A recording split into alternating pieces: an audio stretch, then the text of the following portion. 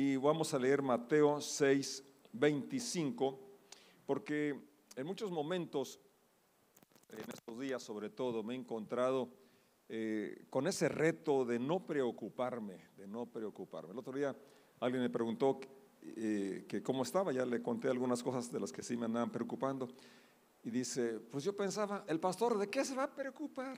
No tiene nada de qué preocuparse, tiene todo, una esposa que lo ama, y sí, ciertamente, y que lo apoya, y hijos que se portan bien. ¿No se rieron ahí? Sí se portan bien. Y bueno, me enumeró muchas cosas, y es cierto, estoy rodeado de bendiciones, Dios ha sido, la verdad, más que bueno conmigo. Sin embargo, como ser humano hay cosas que sí me están preocupando. Y luego, bueno, viene a mi mente en estos momentos de preocupación o de ansiedad, y digo, me hace falta el púlpito, me hace falta este atril, me hace falta, porque aquí me parece como así, ¿no? Como que, ¿o no? Bueno, menos así me siento yo, ¿verdad? Como que con la fe, con la confianza, con la determinación. Y luego digo, bueno, pero aquí en este momento del conflicto, de las necesidades, es donde necesito vivir eso que creo y eso que predico, ¿sí? Y bueno, como todos estamos aquí en esta tierra y tenemos diferentes situaciones que nos pudieran preocupar, pues tenemos que volver a la Biblia, a la palabra del Señor, la enseñanza del Señor Jesucristo, que son principios aplicables y que funcionan, y que precisamente ahí donde está la situación complicada, el problema complejo, la noticia negativa, la pérdida, ahí es donde vamos a poder aplicar esas verdades que están escritas, como decía yo, para los que creen. Yo las creo. Dice Mateo 6:25, por eso les digo, no se preocupen por la vida diaria, si tendrán suficiente alimento y bebida o suficiente ropa para vestirse. ¿Acaso no es la vida más que la comida y el cuerpo más que la ropa? Miren los pájaros, no plantan, ni cosechan, ni guardan comida en graneros, porque el Padre Celestial los alimenta. ¿Y no son ustedes para Él mucho más valiosos que ellos? ¿Acaso con todas tus preocupaciones pueden añadir un solo momento a su vida? ¿Y por qué preocuparse por la ropa? Miren cómo crecen los lirios del campo, no trabajan ni cosen su ropa. Sin embargo, ni Salomón con toda su gloria se vistió tan hermoso como ellos. Si Dios cuida de manera tan maravillosa a las flores silvestres que hoy están y mañana se echan al fuego, tengan por seguro que cuidará de ustedes. ¿Por qué tienen tan poca fe? Así que no se preocupen por todo esto diciendo qué comeremos, qué beberemos, qué ropa nos pondremos. Estas cosas dominan los pensamientos de los incrédulos, pero su Padre Celestial ya conoce todas sus necesidades. Oremos. Padre, te damos gracias por tu presencia en este lugar. Gracias porque no solo estás en tu trono, no solo llenas el universo, sino que estás donde están dos o tres en tu nombre congregados. Y hemos experimentado tu presencia. Y gracias porque también has venido a habitar en el corazón de los que te amamos, de los que te conocemos, de los que te recibimos. Unge nuestra mente, nuestro espíritu y ministranos en esta hora, en el nombre de Jesús. Amén. Amén. Gracias a Dios que nos enseñó a orar. El Señor Jesús, cuando le preguntaron o le pidieron, enséñanos a orar como Juan enseñó a sus discípulos, entonces en Mateo 6 usted va a encontrar la oración que dejó el Señor para instruirnos a orar. Y es fascinante como Él dice en pocas palabras, encierra un resumen de todo el Evangelio, de todo lo que es Dios, e inicia que digamos Padre nuestro. Dice, cuando ustedes oren, digan así. Y esta es también una enseñanza, pero porque aunque es bueno meditar, aunque es bueno orar en el pensamiento, cuando Jesús dice cómo oren, dice, ustedes cuando oren digan así. Y para decir ¿qué se requiere? Abrir la boca, decir, hablar, ¿no? Entonces, ¿cuál es la primera forma de hablar? Al expresar Padre nuestro. Y en esto podemos llevarnos no el día, sino la semana o el tiempo en tratar de explicar esa verdad tan gloriosa, tan grandiosa. Y te voy a decir algo, si pudiéramos entender solamente eso, que podemos llamarle Padre nuestro, esto sería suficiente, no solamente para esta vida, sino para la eternidad. Padre nuestro. ¿Cómo es posible que el Dios Santo, el soberano, el creador, el Dios del universo, nos dé el privilegio de ser hechos sus hijos? Y de allí estriba entonces la base para poder acercarnos y orar a Él en esa relación padre-hijo, y no solamente como un hijo, sino como un hijo amado. La parábola del hijo pródigo, que así le ponen el título, pero yo le pondría, creo que la mejor nombre sería la parábola del padre amoroso, porque esa parábola la contó Jesús para ilustrar el amor del padre, no al hijo que despilfarra, no al hijo que se va, sino para mostrarnos el amor del Padre. Y Él dice, es necesario que hagamos fiesta porque mi hijo estaba perdido, estaba muerto y ha sido encontrado. Y preparó y ordenó la fiesta. Así dice, hay más fiesta, hay más gozo en el cielo por un pecador que se arrepiente que por 99 que piensan que no tienen necesidad. Entonces a Dios, ¿verdad? Le da alegría, el cielo lo festeja cuando una persona decide seguir al Señor. Y por eso aquí también estamos hoy felices de tener bautismos en agua en esta hora. Entonces, que pudiéramos captar un poco, ¿verdad? Esta frase o esta realidad de poder tener ese privilegio de llamarlo Padre. San Juan capítulo 1, verso 11 dice, a los suyos vino y los suyos no lo recibieron. Pero, ahí viene el verso 12, a todos los que le recibieron, a los que creen en su nombre, les dio potestad de ser hechos hijos de Dios. No solamente llamados, no un título, sino una realidad, ser hecho hijo de Dios. Si algún versículo quiero recordar es este, Juan 1:12.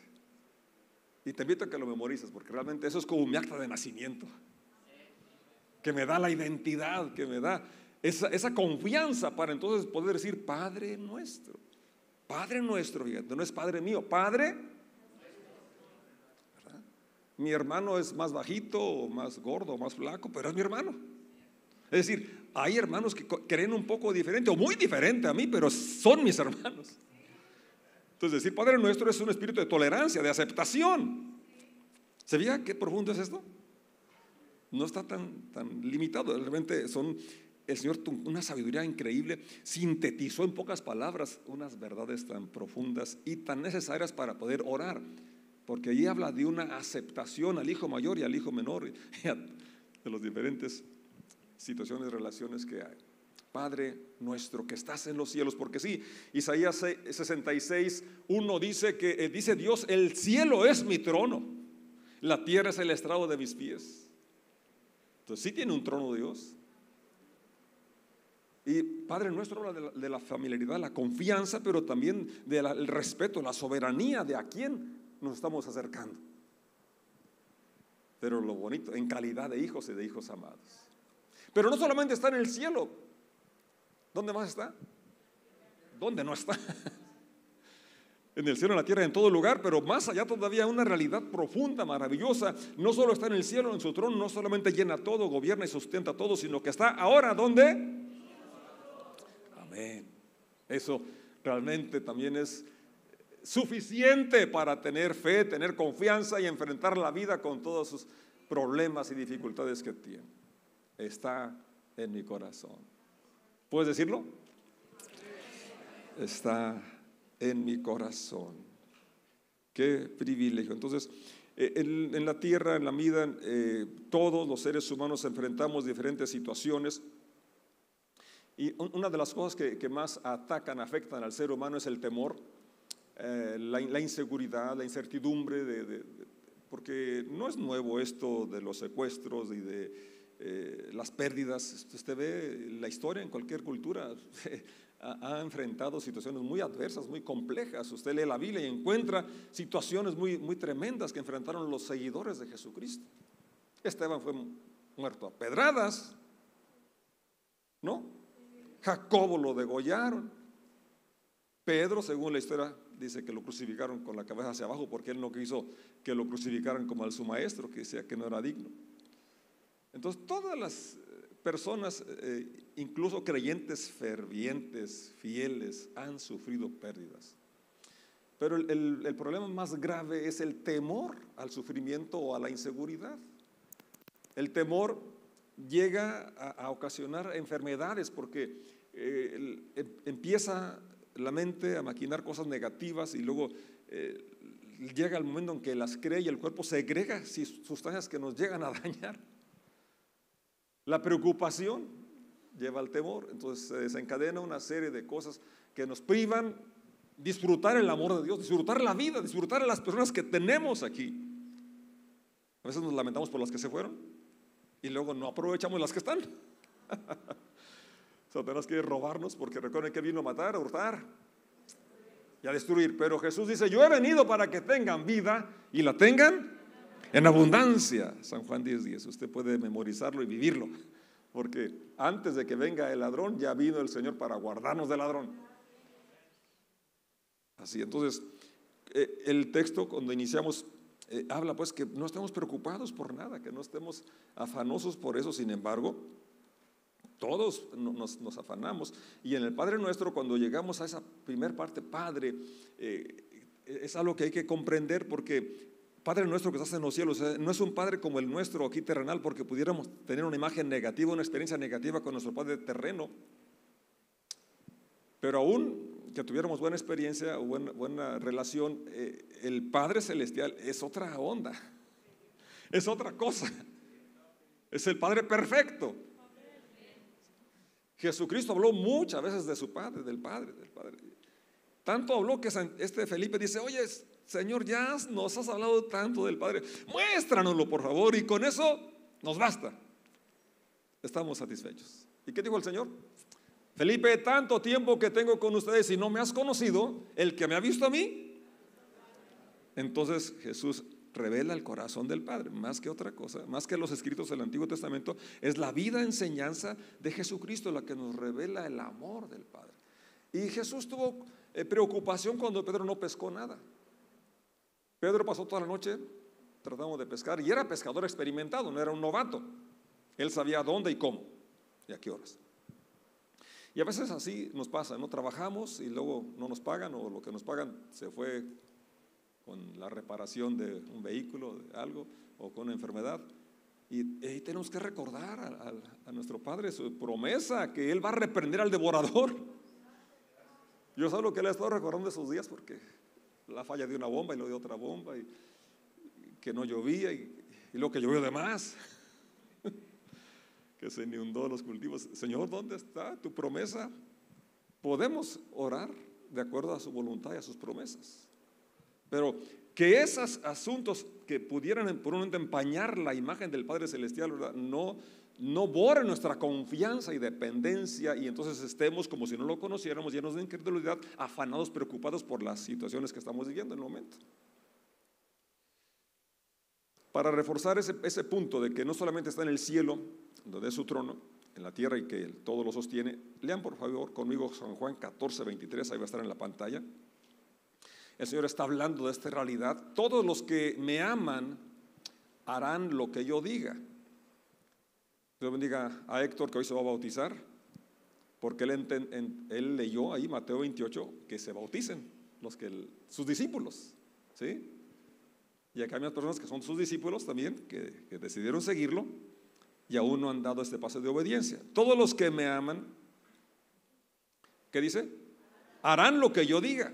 Mi Padre os amará y vendremos a vivir en cada uno de ellos y haremos morada en él. O sea, cuando oramos que está en los cielos, sí, está donde quiera, pero el privilegio más grande está ¿dónde?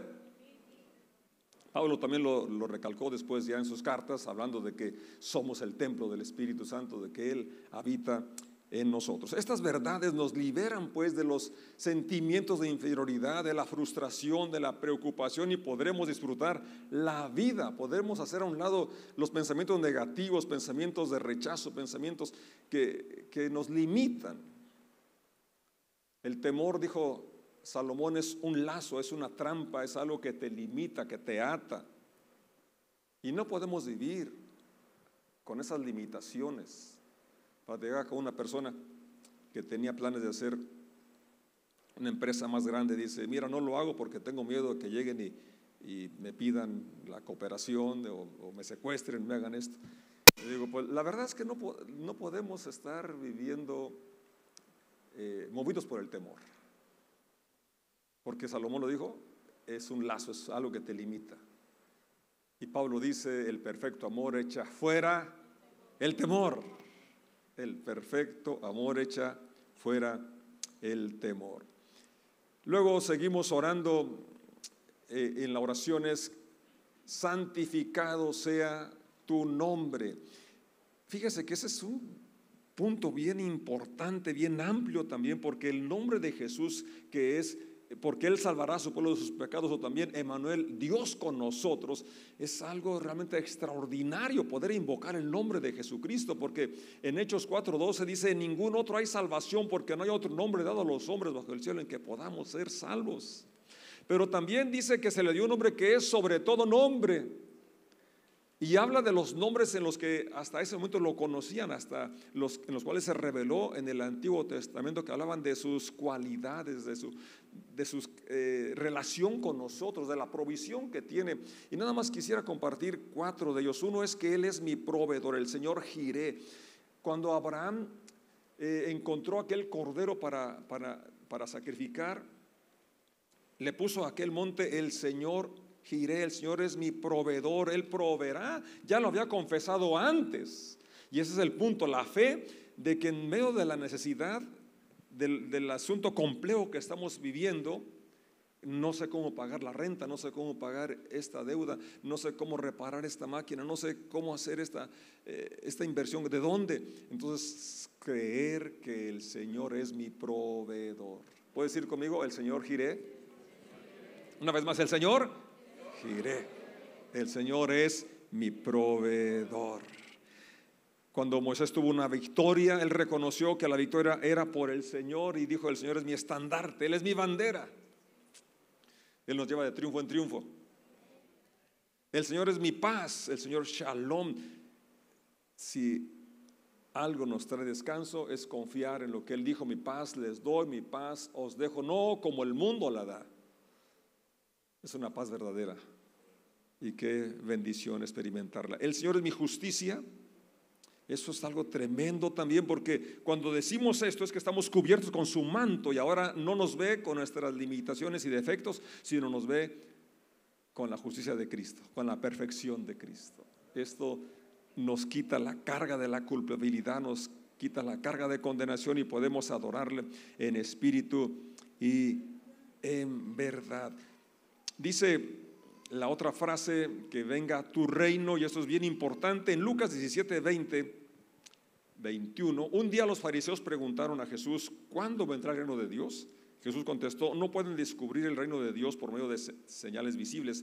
Nunca podrán decir, aquí está, o está por ahí, porque el reino de Dios ya está entre ustedes. Esa es una de las declaraciones más fuertes, más grandes, gloriosas que hace Jesucristo, ¿verdad? Porque pensaban que el reino iba a ser como el reino de los romanos, el reino de los persas, el reino natural, con espada, con fuerza. No, es un reino donde se mueve Dios en el corazón de la persona y la hace actuar de acuerdo a los principios de su rey.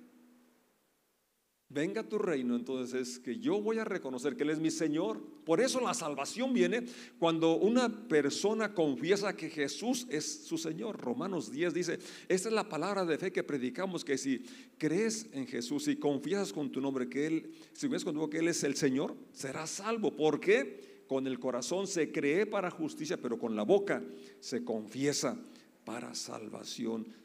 Una confesión de que Él es mi Rey, mi Señor, y que entonces a partir de ese momento yo voy a vivir según sus principios, según sus verdades, sus mandamientos.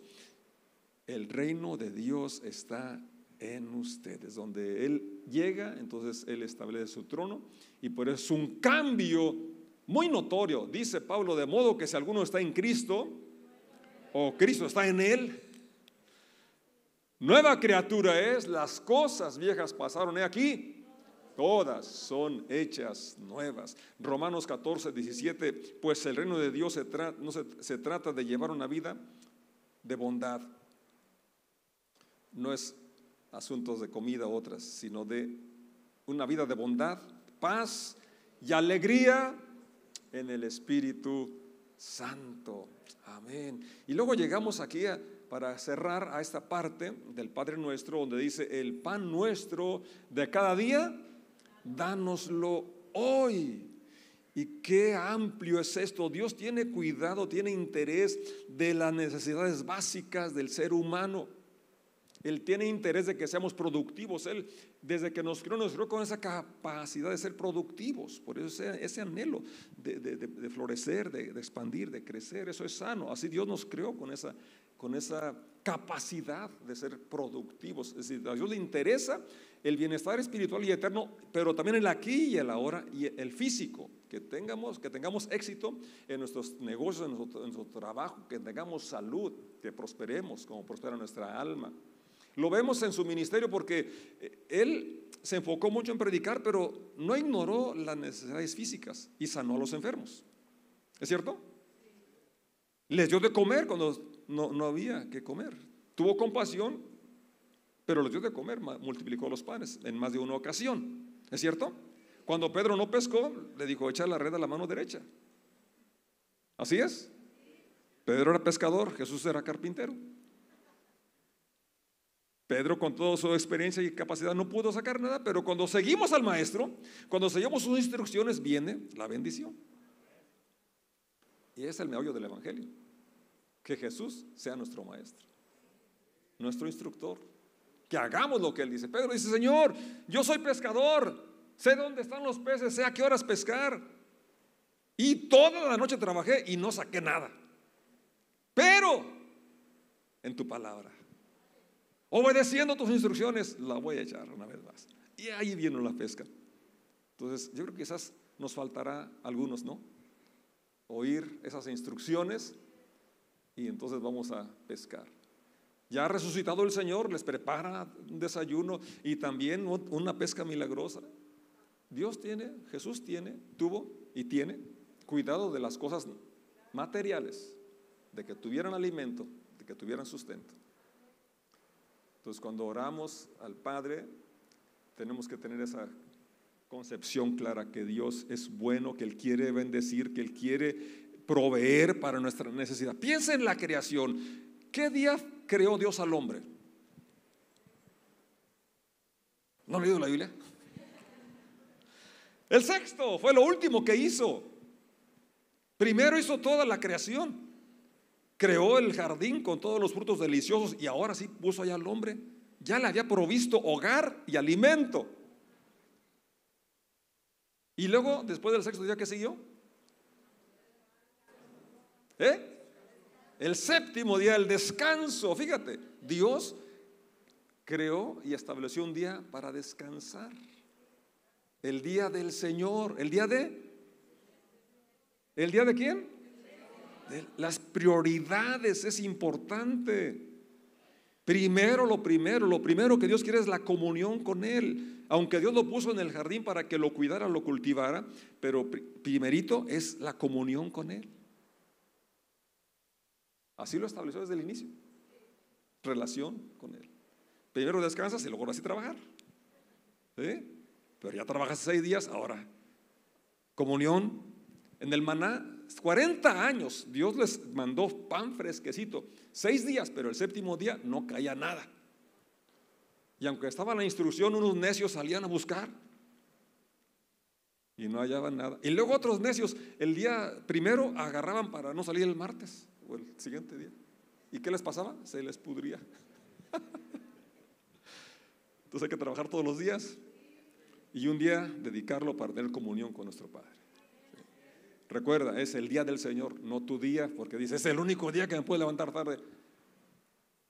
Bueno, Yo no sé cómo lo va a hacer, pero lo establecido por Dios es que tengamos comunión con Él.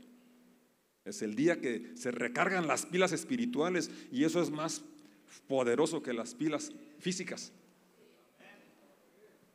Son necesarias las dos, pero primero es lo espiritual. Entonces, ese mismo principio lo tenemos en la lectura que ya leímos.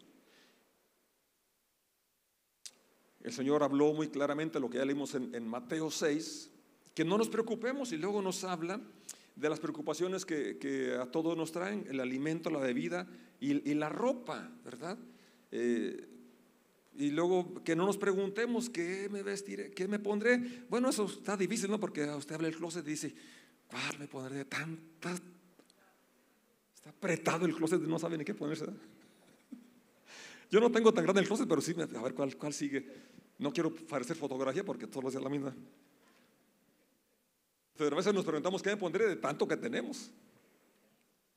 Hay que regalar unos cuantos, ¿eh? ¿Qué beberé? Abre el refri y tiene coca. ¿Qué pasó? ¿Por qué ponen coca allí? Es puro veneno. Tiene leche, tiene jugo. Entonces se pregunta qué beberé, pero no porque no tiene, sino porque tiene. ¿Qué comeré? Tiene ahí también varias viandas de lo que sobró ayer y antier. Espero que sí lo aprovechemos, que no lo tiremos.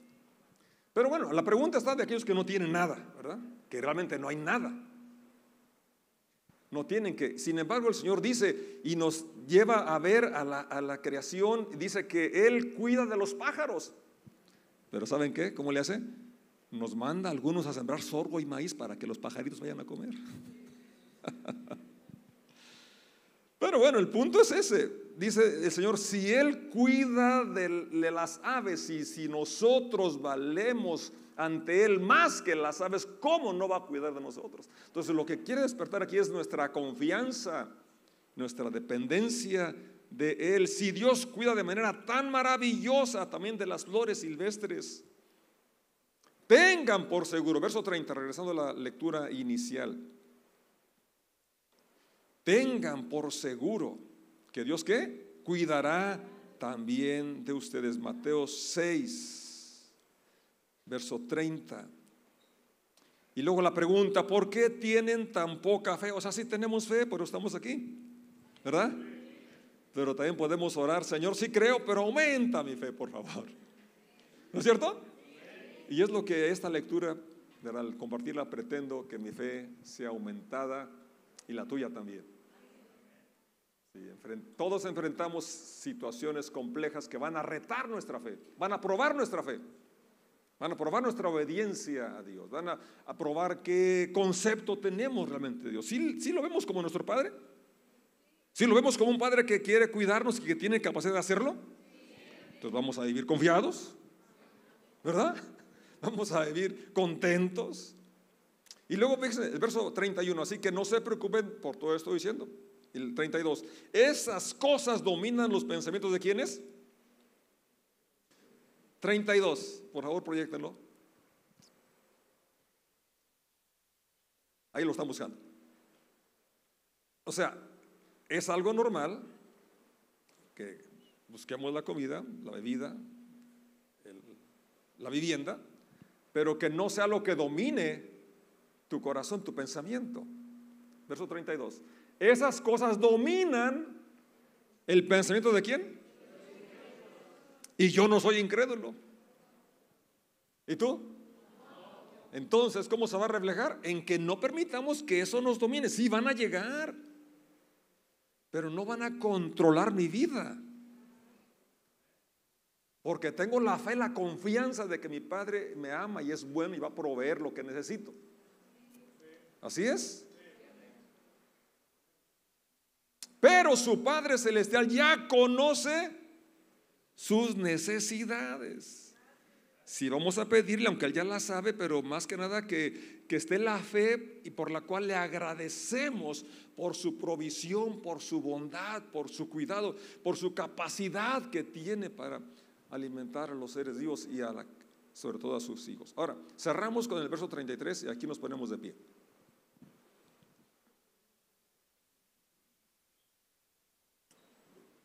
Ahí está en la pantalla, ayúdenme a leerlo por favor. Busquen el reino de Dios por encima de todo lo demás y lleven una vida justa y Él les dará todo lo que necesita. No todo lo que quieran. Hay una diferencia, ¿verdad? Hay gustitos, ¿verdad? Que a veces pues, son un gusto, ¿verdad? Pero lo que necesitas, allí dice claramente que nuestro Padre nos lo va a dar. Entonces, sí hay que buscar la tortilla, sí hay que buscar la vivienda, sí hay que buscar. Así es.